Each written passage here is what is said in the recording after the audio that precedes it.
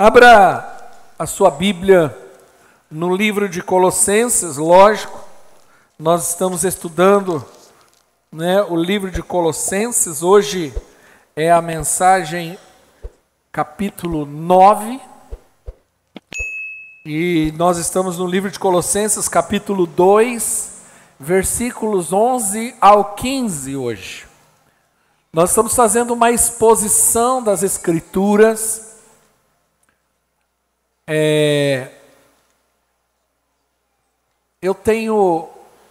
Fui desafiado a pregar, para quem não sabe o termo, de forma expositiva.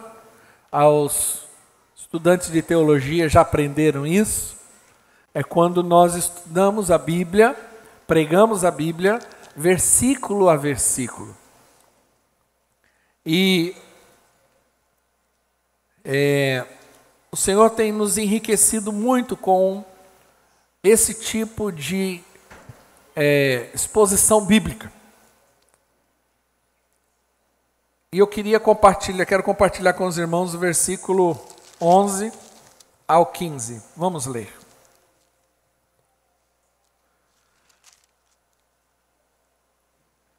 Nele, está falando de Jesus, também vocês foram circuncidados, não com a circuncisão feita por mãos humanas, mas com a circuncisão feita por Cristo, que é o despojar do corpo da carne.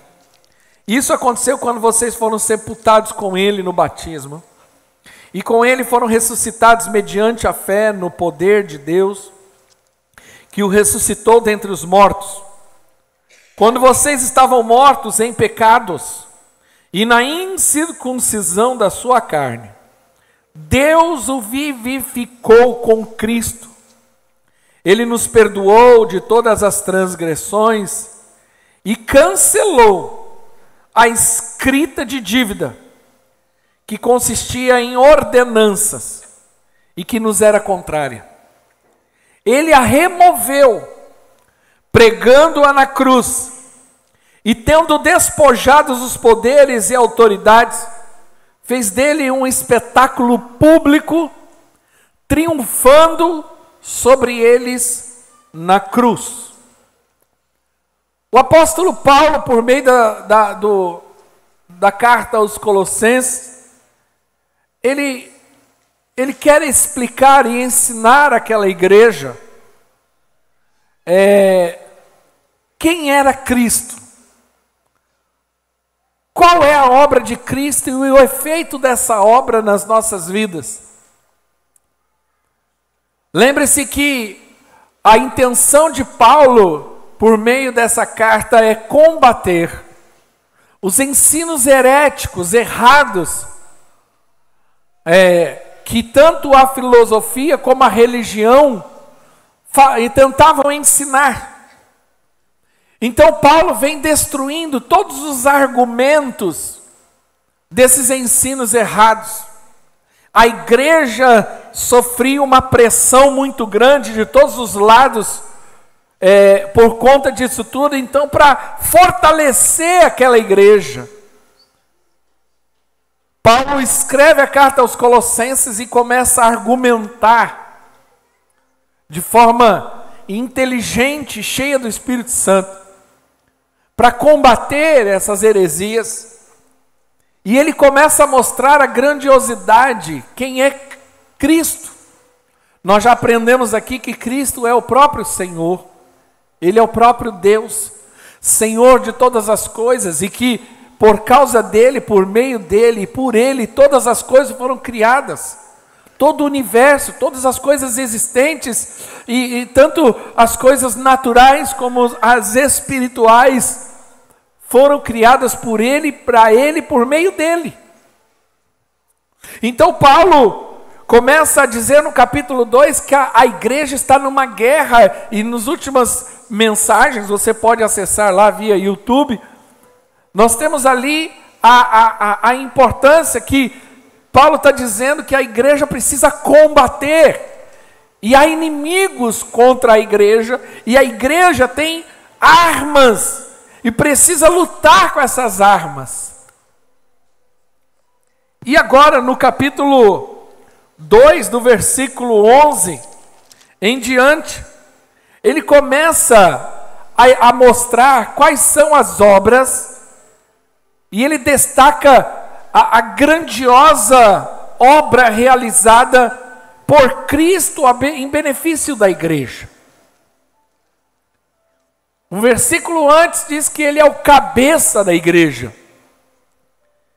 E que porque ele é o cabeça da igreja, senhor da igreja, ele realizou uma obra para essa igreja. E nós precisamos ter essa consciência. No versículo 11 diz: nele, se você puder ler comigo, nele também vocês foram circuncidados, não com a circuncisão feita por mãos humanas, mas com a circuncisão feita por Cristo, que é o despojado da carne do corpo da carne, perdão. A primeira coisa que Jesus fez pela igreja foi a transformação interior de uma incisão exterior. Quando a Bíblia relata, e Paulo está falando sobre nós fomos circuncidados por meio de Cristo, né? A circuncisão era o sinal no Antigo Testamento que os judeus faziam para falar que tinha uma aliança com Deus, né? Sem usar de palavra chula, a circuncisão para nós aqui no Brasil é muito próximo da cirurgia de fimose, né? Então tem o pênis masculino, lógico, e no pênis masculino tem uma pele ali que cobre o pênis. Então a criança com 8 dias de idade, judia, até hoje é feito isso, existe uma cerimônia de circuncisão, ou seja, aquela que vem levada diante do sacerdote, e o sacerdote fazia ali, né, a circuncisão, corta ali o prepúcio, né? A Bíblia relata sobre isso em vários momentos, tanto que uma dos desafios de Davi foi que ele te trouxesse 100 prepúcios na época. Eu acho que ele trouxe 1000, né? Então, quer dizer, e lá cortava aquela pele e agora o pênis ficava para fora. E isso era um sinal de aliança com Deus. Tá? A circuncisão era um sinal, ou seja, só tinha aliança com Deus quem era circuncidado. Por isso que Davi, quando vai lutar com Golias, ele usa uma expressão: quem é esse incircunciso que se levanta contra Deus? Ou seja, quem é esse cara que não tem aliança? Nós temos aliança com Deus, nós cremos num Deus soberano, Deus é conosco. E a braveza ali de Davi era justamente porque ele sabia da aliança e do Deus que ele tinha aliança. E ele sabia que Golias, mesmo sendo naturalmente muito mais poderoso, ele sabia que por causa da aliança ele venceria.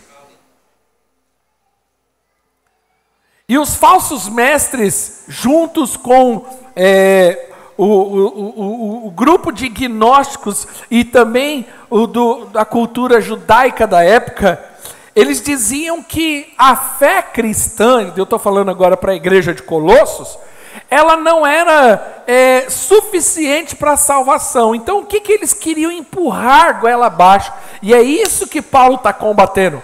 Eles diziam assim: olha, Jesus é bom, só que Jesus não é suficiente. Ou seja, não basta você apenas crer em Jesus, você tem que crer, mas precisa fazer alguma coisa. Então a pessoa se convertia, os judaizantes, né, os religiosos judaicos da época diziam: não, você tem que circuncidar, porque se você crê e não circuncidar, você não é salvo. Ou seja, eles queriam acrescentar algo além da fé. E aí Paulo está combatendo isso, dizendo: não, Cristo é suficiente, você não precisa de nada, principalmente exterior, para dizer que você é salvo. O grande perigo dessa mensagem que Paulo está combatendo é porque nós vemos esse mesmo comportamento nos dias de hoje. Ou seja, muita gente fala assim, olha, você precisa crer, porém, você precisa crer e fazer mais alguma coisa. Exemplo, você precisa crer e dar o dízimo, porque se você crer e não der o dízimo, você não é salvo. Você precisa crer, mas se você crer e não fizer isso, você não é salvo. É um perigo, mas é o mesmo ensino que nós precisamos combater até hoje. Quem está entendendo, diga amém. Então esses homens diziam que a fé em Cristo não era suficiente. Paulo está combatendo isso. E é interessante a respeito da circuncisão, é que apesar de ser uma operação física, ela possuía sim um significado espiritual. Mas o problema é que o povo judeu, ele dependia somente do caráter físico. E aí que está a religiosidade e o perigo da religiosidade. Quando nós atribuímos um valor muito maior a condições externas e esquecemos que a obra de Cristo na nossa vida é lá dentro. Ou seja, não é eu ter uma aparência apenas, mas eu preciso ter uma realidade. Eu não posso viver de aparência, ou seja, não, eu tenho cara de crente, me visto como crente, ando como crente, falo como crente, mas o meu coração dentro ainda não passou por esse processo de transformação. Porque uma simples operação física não podia jamais transmitir uma graça espiritual. Sabe, a circuncisão que os falsos mestres exigiam era apenas uma incisão exterior e não uma transformação interior. Eles fizeram uma leitura incorreta do Antigo Testamento e eles começaram a dar valor. Por isso que Jesus, em Mateus 23, quando ele bate de frente ali com os religiosos, fariseus, ele fala assim: vocês com o mosquito, mas deixa passar um camelo. Vocês valorizam mais tradições humanas do que aquilo que de fato deveria valorizar. Então, esse é o perigo da religiosidade que Paulo estava combatendo. Por isso que a Bíblia fala, exemplo, em relação à circuncisão, sobre lábios incircuncidados. Se você, depois você lê com calma lá, Êxodo 6,12, quando Moisés fala assim, olha, Deus, ele fala para Deus, eu não posso ir lá e falar para esse povo, né? E algumas traduções falam, eu sou gago, eu tenho dificuldade, mas a expressão exata lá é, eu tenho lábios incircuncisos. E essa expressão incircunciso, além de mostrar que você tem uma aliança com Deus, mas na verdade ele estava dizendo, eu tenho uma dificuldade de falar. Por isso que ele estava falando. Não dá para saber se Moisés era gago. Tem muita gente que fala, Moisés era gago. Não dá para dizer isso de forma taxativa. Porque provavelmente ele está dizendo também, olha, não, eu tenho dificuldade de falar. E aí são vários motivos. Um, de que é apresentado, é que como ele cresceu na corte, né, na cultura faraônica, e ele era um cara de alto nível intelectual, e quando ele tem que falar com o povo hebreu, que era escravo, provavelmente o linguajar dele não ia caber. Né? Esses dias eu falei umas 2 expressões, teve gente que veio me perguntar depois. Eu falei, mas você nunca ouviu isso? Não, nunca ouvi. Falei, mas você precisa ler mais, brinquei com a pessoa. E ainda pensava, porque eu falei assim, eu falei uma palavra, às vezes eu uso isso. Falei, oxalá alguém pudesse fazer isso. Teve gente que falou que eu estava falando coisa de macumba. Olha que coisa. E a palavra oxalá significa quem me dera. E ela não tem origem na macumba, ela tem origem no árabe. E é uma expressão em português usada. Aí a pessoa falou, pastor, você falou um negócio ali que eu nem estranho. E achei estranho, quase que eu fiz o sinal da cruz. A Bíblia também fala de um coração circuncidado. O que significa isso? Que é um coração que tem dificuldade de receber a palavra.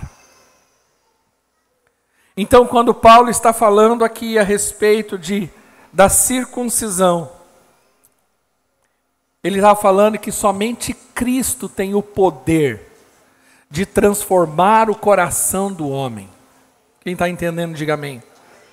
A circuncisão de Cristo, e ele começa a fazer essa comparação, ele está dizendo o seguinte, que a circuncisão de Cristo, ela é diferente da circuncisão judaica. Porque a circuncisão judia era uma cirurgia externa, e a de Cristo é no coração. A circuncisão judia era apenas em uma parte do corpo, a de Cristo é no corpo inteiro. A circuncisão judia era feita pelas mãos, e a de Cristo é feita pelo Espírito Santo.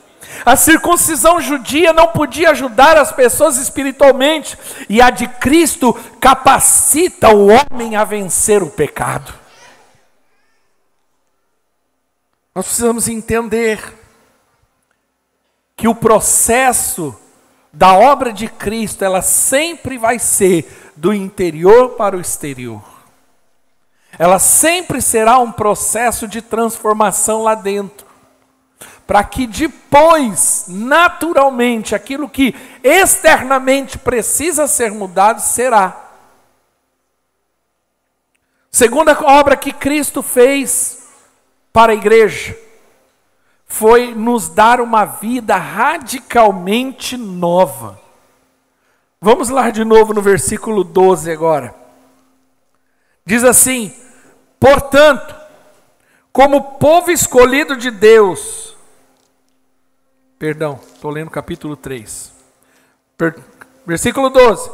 Isso aconteceu quando vocês foram sepultados com Ele no batismo, e com Ele foram ressuscitados mediante a fé no poder de Deus, que ressuscitou dentre os mortos.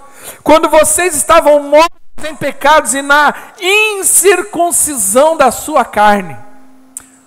Ou seja, nós estávamos mortos no pecado. Incircuncisão da carne está dizendo, vocês não tinham percepção nenhuma de Deus, vocês não conseguiam ouvir Deus. Mas quando nós estávamos assim, nessa condição, a Bíblia diz que Deus nos vivificou com Cristo e perdoou todas as nossas transgressões. A segunda obra que Cristo fez pela igreja foi nos dar uma vida nova, radicalmente nova. E Paulo usa aqui a figura do batismo como uma identificação com Cristo, porque tudo que aconteceu com Cristo acontece conosco. Por isso que nós lemos muito a expressão, porque nele, porque em Cristo, ou nele, porque essa é a Cristo, porque há uma associação, uma identificação. Quando Cristo morreu, nós morremos com Ele. Mas quando Cristo foi sepultado, também fomos sepultados com Ele. Mas quando Cristo ressuscitou, nós ressuscitamos com Ele e deixamos as roupas velhas na sepultura também. Nós estávamos mortos e agora renascemos por uma vida nova, porque nós temos Cristo Jesus. Sabe o que eu amo nesse texto? Porque esse texto deixa claro que a Cristo na nossa vida é uma completamente vinda de Deus e não nossa. Isso que é a graça de Deus. A Bíblia diz que nós estávamos mortos. Morto não tem reação, morto não responde, morto não pensa, morto não reage. Mas Deus veio e nos ressuscitou, nos vivificou. Nós éramos mortos vivos. Não sei se você já assistiu alguma vez aquela série The Walking Dead. É interessante que em alguns momentos, eu não assisti ela inteira, mas algumas partes, o que uma vez me chamou a atenção é que o cara chega numa floresta, né, e tá cheio de zumbi, e os zumbis estão lá, aqueles mortos vivos vagando. Aquele filme também é Guerra. Isso, essa aí mesmo. Aquele é interessante. E uma das cenas que eu acho muito interessante no final daquele filme, quando ele entra no laboratório, aí os vivos de fato que estão lá, falam, ó, naquela ala do laboratório está cheio de zumbi. Aí quando eles olham, os zumbis estão vagando. Isso é um morto-vivo, ele vaga sem sentido, sem noção, de lá para cá, buscando apenas se alimentar de carne, só para suprir a sua fome carnal. E quero dizer que essa é a condição do homem sem Cristo. Ele é um zumbi. Então quando você pensa na sua antiga vida, e você estava lá, estava vagando nas trevas, de lá para cá como um zumbi, somente procurando satisfazer a vontade carnal. Mas aí vem Cristo e nos vivifica, é uma obra completa, exclusiva e única do Espírito Santo, onde Ele vem por graça e misericórdia. Zumbi faz boa obra? Não.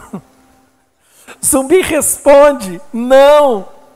É o próprio Deus que olhou para aquele zumbi errante, chamado Ricardo, e olhou para eu amo, e porque eu amo vivificado, o Espírito Santo vem e traz luz e vida.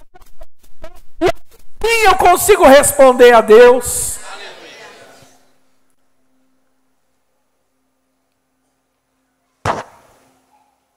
William Barclay diz que a obra de Cristo é uma obra de poder, porque deu vida a homens mortos. É uma obra de graça, porque alcançou aquele que não tinha razão de esperar benefícios divinos. A gente acha muito bonita a história de Lázaro, quando vem Cristo na porta daquele sepulcro e grita: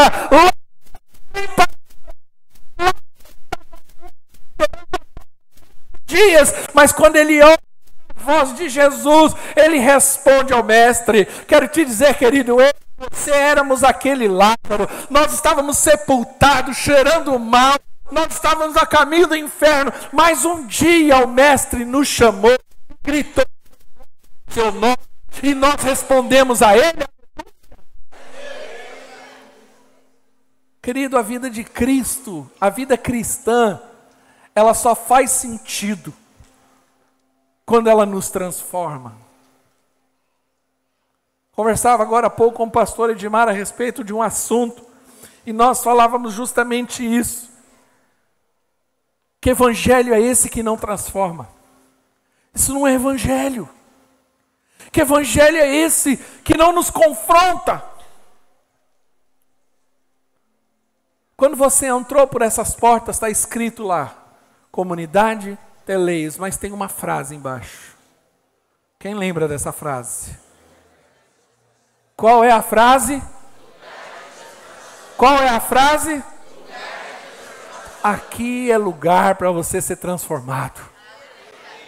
Porque o Evangelho nos transforma, não importa quem seja, não importa o seu DNA, não importa a circunstância, não importa o tamanho do seu pecado, mas a obra de Cristo transforma a nossa vida. O Evangelho nos confronta e o amor de Deus é grandioso, porque Deus quer transformar a nossa vida, Ele quer nos dar uma vida nova. Sabe, eu sempre meditei sobre sempre me incomodou algo. E se você prestar atenção, você pode perceber que eu não sou a pessoa que repito isso. Deus ama você. Deus ama você do jeito que você é. Vem.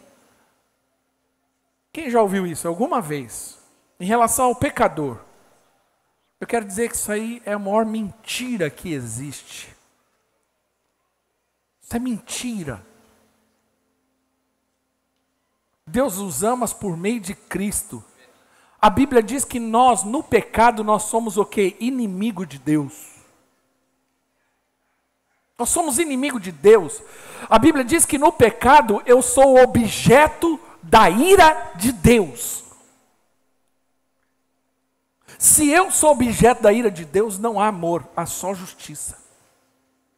Eu sou inimigo de Deus. O perigo dessa fala é que a pessoa fala, então já que Deus me ama, não preciso mudar de vida, Ele me ama. Já que Ele me ama, não preciso me arrepender. Que evangelho é esse? Que não há arrependimento, que não há um confronto do pecado, que não há uma transformação de vida. Uma coisa é fato, sim, a Bíblia diz que há um desejo de Deus de que todo mundo saiba. Está lá escrito em Timóteo. Mas a mensagem principal do Evangelho, e a primeira coisa que saiu dos lábios de Jesus quando Ele pregou, é arrependimento. E arrependimento fala sobre mudança de vida, transformação de vida, abandono do pecado. E isso também é uma próprio Deus, porque por isso que Ele nos dá uma vida nova. Porque somente com essa nova natureza, eu meditava sobre isso ontem, enquanto estava lá em casa, fazendo as atividades da casa, limpando o quintal. Enquanto eu limpava o quintal, eu ficava pensando nesse texto. Eu ficava pensando em Nicodemos, um cara do alto nível intelectual, um cara da elite religiosa de Jerusalém, respeitadíssimo. Mas quando ele vai falar com Jesus, Jesus é muito direto. Jesus vai sem rodeio, como diz aqui os irmãos, vai no peito. Pastor Edmar diria, como bom nordestino, deu no meio da pleura. O nordestino usa a expressão, né? Na pleura. Jesus fala assim, cara, te falar uma coisa.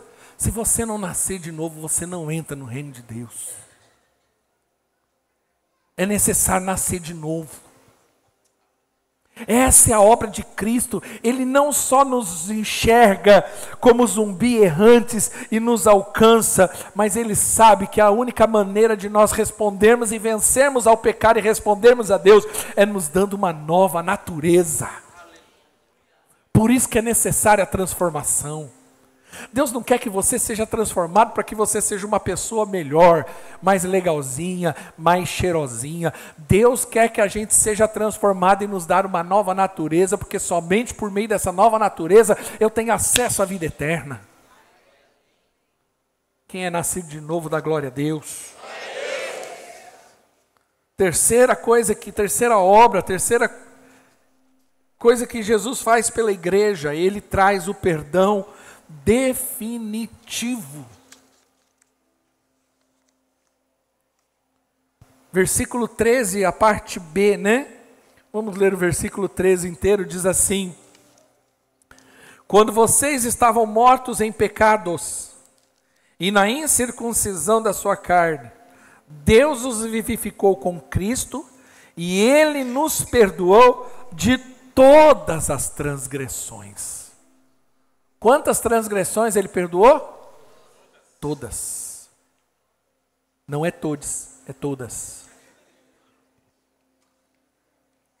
Paulo diz que Ele perdoou todas. O perdão de Deus é gratuito, generoso, certo e fundamental. A experiência, guarde o que eu vou te dizer. A experiência mais doce da vida cristã é a certeza do perdão divino. É a experiência da graça. A graça não é uma matéria teológica. A graça não é apenas uma expressão bíblica. A graça é o próprio Jesus manifesto na nossa vida. Eu fui perdoado. Davi muito bem expressou essa verdade quando no Salmo 32 ele escreve bem-aventurado. A palavra bem-aventurado significa feliz, muito feliz. O homem cujas transgressões são perdoadas e cujo pecado é coberto. A experiência do perdão, ela não é somente importante, mas ela é necessária. Por quê? Porque uma consciência atormentada pelo peso da culpa e pela inquietação provinda da impossibilidade de pagar a Deus a sua dívida, é uma das maiores tragédias espirituais da humanidade. Eu não sei você, mas eu sei que a grande maioria, pelo menos, se não pensa, deve pensar assim. Quando a gente está com uma dívida, como que você fica? Já parou para pensar? Meu Deus do céu, eu tenho que pagar essa dívida. Não é assim? Você fica inquieto, você fica mal, você fica acusado. E quando você deve para alguém, pior ainda. Porque quando você deve para banco, né? O banco, você não sabe a cara do banco, você não passa ali na porta dele. Mas quando você deve para alguém, meu amigo, você fica até com vergonha da pessoa. Ah, meu Deus do céu. Você fica sem graça, sem autoridade. Agora isso estou falando de dinheiro, coisa vil. Agora, uma pessoa atormentada é uma pessoa que vive debaixo de uma acusação diabólica. Deixa eu te falar uma coisa, não só por conhecimento bíblico, mas como experiência pessoal. Ontem, dia 3, eu lembrei, não estava lá limpando o negócio, eu lembrei.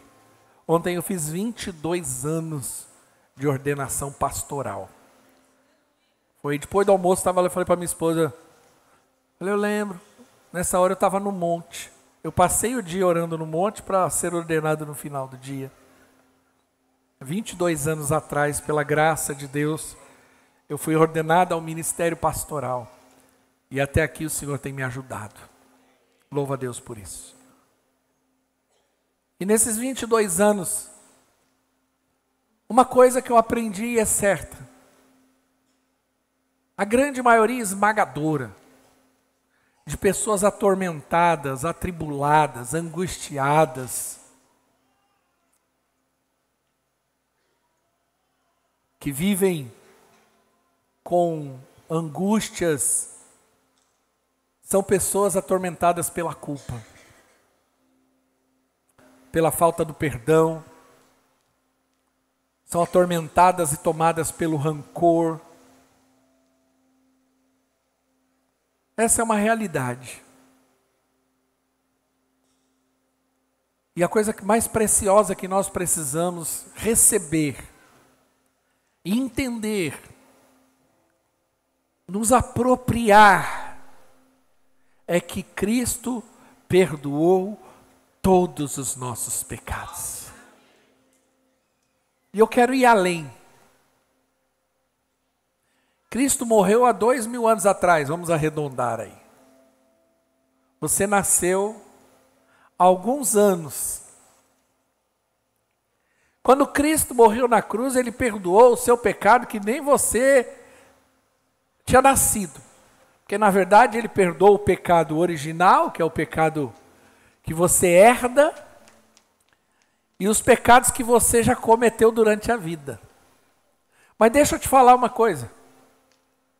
O sangue de Jesus é tão poderoso que Ele perdoou todos os seus pecados que você já cometeu, inclusive o que você herdou lá de Adão, e todos os que você ainda vai cometer daqui para frente. Não quer dizer que então você fala, então já que Ele me perdoou, eu vou aprontar. Não. É só para você entender que nós não vivemos mais debaixo de acusação. Por isso que Romanos 8:1 diz que não há acusação para aqueles que estão em Cristo Jesus.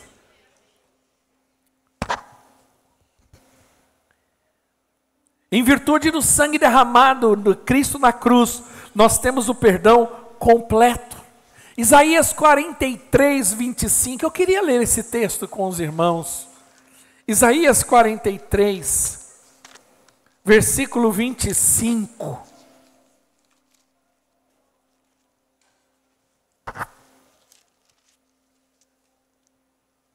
Esse é daqueles versículos que você precisa sublinhar. E todas as vezes que você se sentir culpado, acusado, você pode recorrer a ele e se apropriar dele.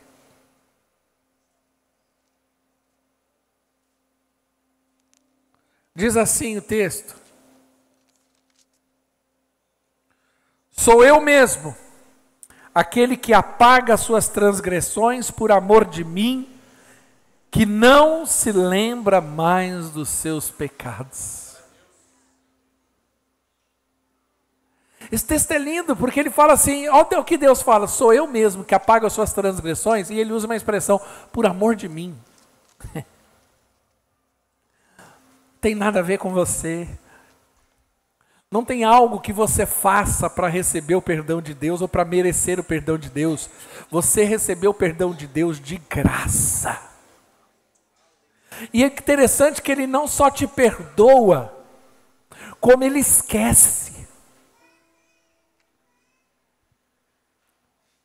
Quando você chega diante de Deus e fala, Deus me perdoa pelo pecado X, Ele te perdoa. Aí daqui a pouco, sei lá, você fala assim, eu não sei se eu fui perdoado, deixa eu fazer de novo. Oh, Deus me perdoa pelo pecado X. Ele fala, qual? Eu não me lembro.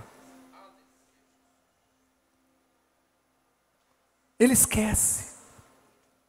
Se próprio Deus, que é soberano, onisciente, esquece do meu e do seu pecado, por que você lembra? E por que você ainda vive debaixo de acusação? E toda vez que o diabo quiser te lembrar, cala a boca do diabo. Quem está entendendo, diga amém. Ele não só nos dá o perdão definitivo, mas a quarta coisa que Cristo faz é o cancelamento total da dívida. Olha o versículo 14 lá de Colossenses. Eu preciso correr para o final aqui. Ele diz assim, e cancelou a escrita de dívida que consistia em ordenança que nos era contrária e removeu pregando na cruz. Então Deus não só nos perdoa, mas Ele cancela a dívida. Jesus não só levou para a cruz os nossos pecados, Ele também levou para a cruz. E guarda o que eu vou te dizer, porque se você entender isso, sua vida nunca mais será a mesma. Porque o que nos era contrário era a lei que nos acusava, havia uma lei. E o pecado foi a quebra. E porque quebrou essa lei, tinha a me acusar. Quantos estão entendendo aqui? A lei que é poderosa. Porque a lei, ela tem o direito de me acusar e de me condenar. Isso é um conceito. Se você for estudar direito, você vai entender isso. Existe a lei. Se você quebrar a lei tem autoridade para te acusar, te condenar. Esses dias eu assisti um documentário sobre o tribunal de Nuremberg, que é o tribunal feito para contra aqueles os cabeças do Terceiro Reich, lá do nazismo. Então, os que ficaram vivos depois da Segunda Guerra Mundial, eles foram julgados. Então, ficou-se ali, acho que 1 ano de julgamento. E aí mostra cenas do que aconteceu. E porque eles foram julgados, muitos daqueles homens, que eram coronéis, homens de alta patente no exército de Hitler, eles foram mortos, enforcados. Era a pena. Porque a lei tem poder para isso. Você está vivendo aqui tranquilo. Mas dependendo do crime que você comete, você vai ser no mínimo ficar, se for a pena máxima brasileira, 30 anos. Preso. Então a lei tem esse poder. Mas o texto diz que Ele cancelou a escrita da dívida. Há 4 coisas interessantes nesse texto. Primeiro, a admissão da própria dívida. A palavra usada aqui sobre dívida, ele está falando de a admissão de quem devia. Não sei se você já assinou uma nota promissória. Estou explicando aqui. O que é uma nota promissória? O pastor Edmar me vende algo e eu estou devendo para ele. Aí ele fala, então assina essa nota. Quando eu assino a nota promissória, eu estou assumindo que eu devo para ele. E com essa notinha promissória, se eu não pagar a dívida, ele pode me processar, ele pode ir lá no cartório e ferrar meu nome lá, sujar o nome, até que eu pague a dívida. E o meu nome fica restrito até que eu pague a dívida. Então, e eu admiti, quando eu assinei o documento, que eu tenho uma dívida. É essa a dívida do homem. E os pecados, eles são uma longa lista de dívida para com Deus. Daqui, Rafa. Cadê a Rafa? Daqui. Eu fiz essa brincadeira aqui só para você entender. Imagine que essa aqui é a sua dívida. É a nota promissória. E aqui está tudo que, por causa dos meus pecados. E isso aqui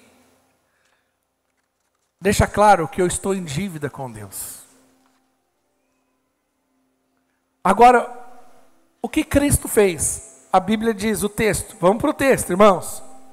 Versículo 14. E cancelou a escrita de dívida.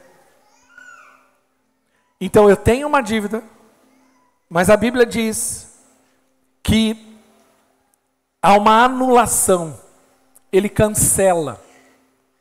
O sangue de Jesus pagou a nossa dívida. Essa dívida era impagável.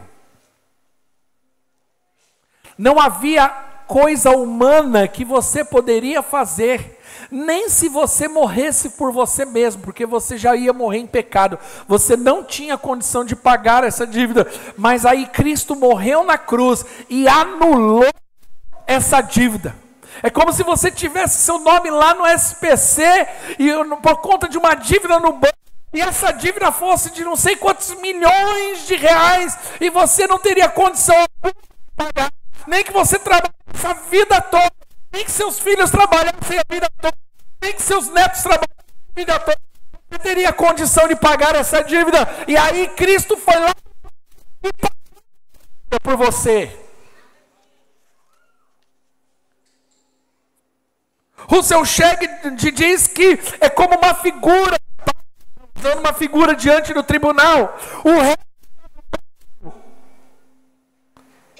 E a escrita repleta de acusação.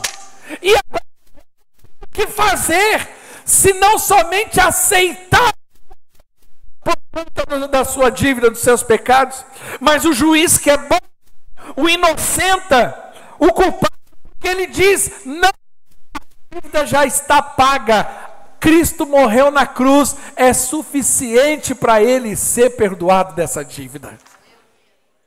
Mas não foi só isso que Cristo fez.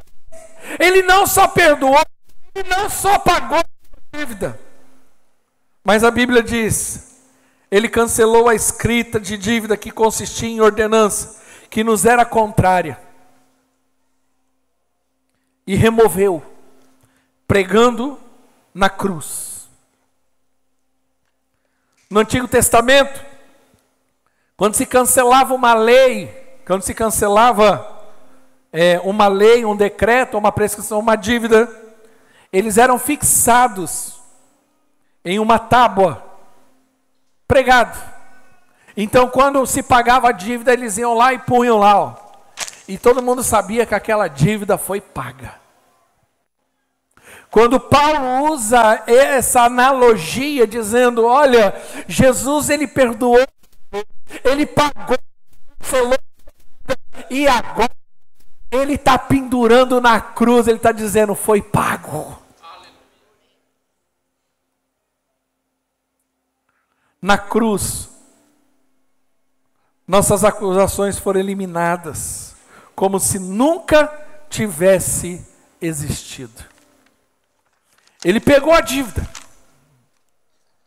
Imagine agora a cena. E o inimigo, por isso que a palavra diabo quer dizer acusador. O inimigo vem com você, diante de Deus, e fala, não, ele é culpado. E aí ele mostra a dívida. Impagável. Mas aí Cristo morreu na cruz e ressuscitou.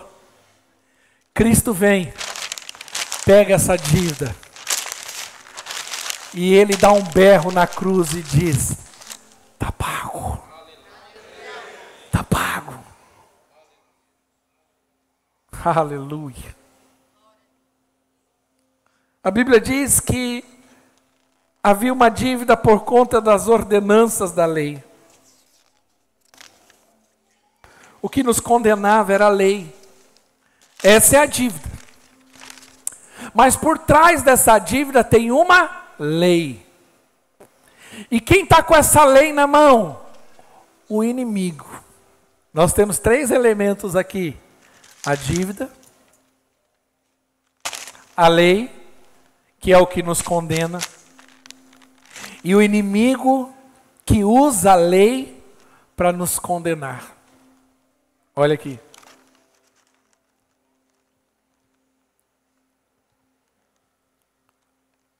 Jesus pega a dívida, crava na cruz, mas ele também leva a lei para a cruz. Por isso que a Bíblia diz, Romanos 10:4, o fim da lei é Cristo. Não há mais lei para aqueles que estão em Cristo Jesus.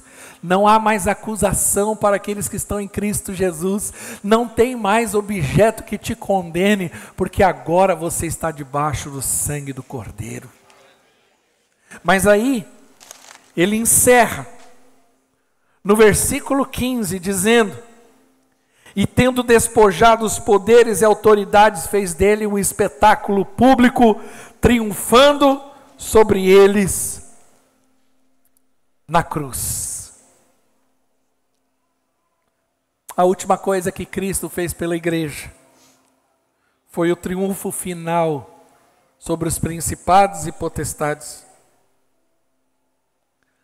Jesus não somente lidou com os nossos pecados, ele lidou com a lei, que é a força do pecado, que é por causa da lei que há o pecado. Mas ele também lidou com aquele que usa a lei para nos acusar. Quem está entendendo, diga amém.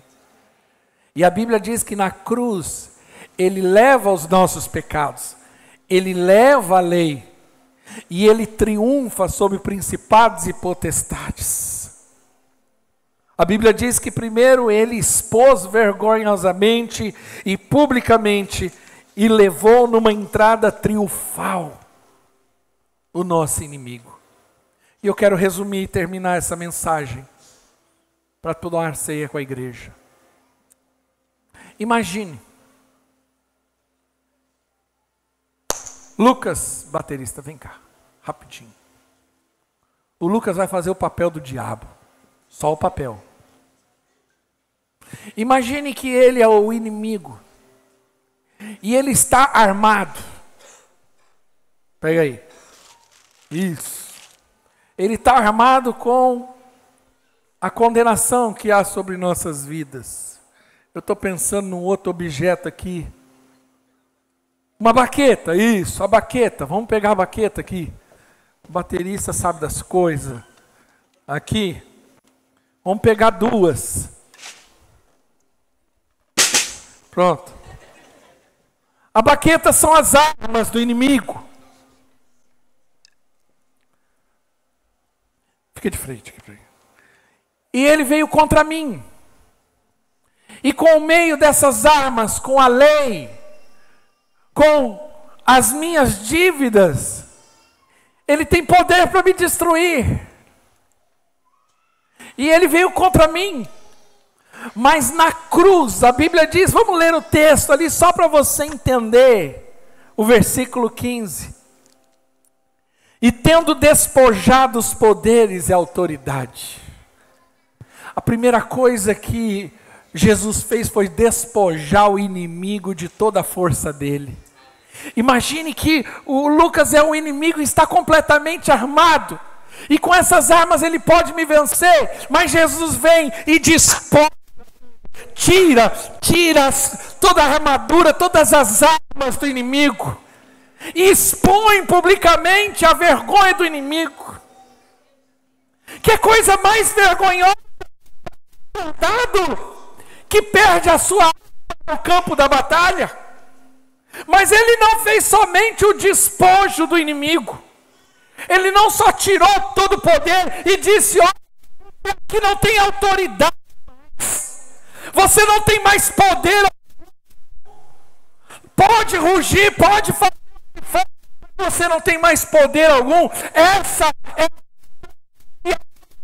o diabo tem nenhum de Cristo Jesus.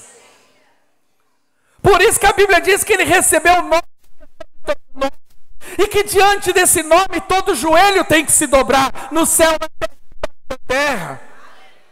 Não pense que o diabo está equipado com Jesus em força e poder. Não, Jesus, ele é Deus, é soberano sobre todas as coisas. Mas o texto diz que ele não só triunfou. Não, pode deixar as armas, volta lá, diabo, volta lá, diabo. Isso, pega de volta as armas não. A Bíblia diz: e tendo despojado os poderes e autoridade, fez dele um espetáculo público.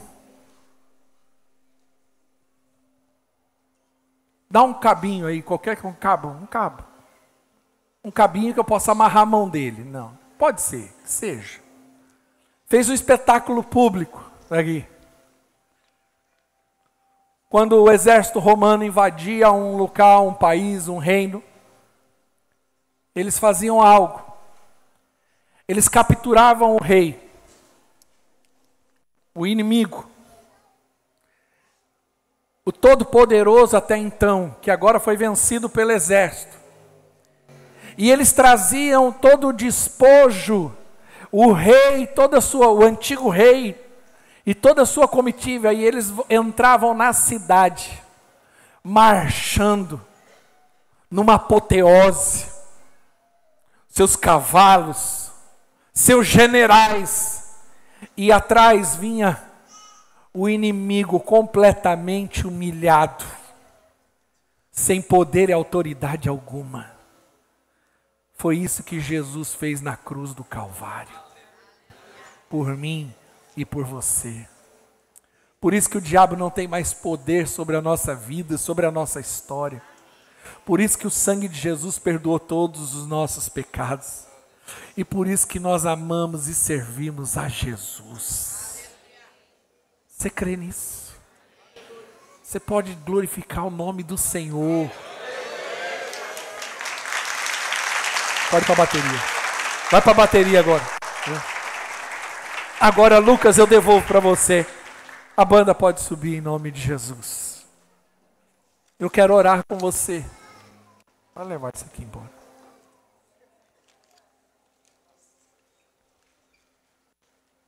Agora as armas de um baterista. Obrigado.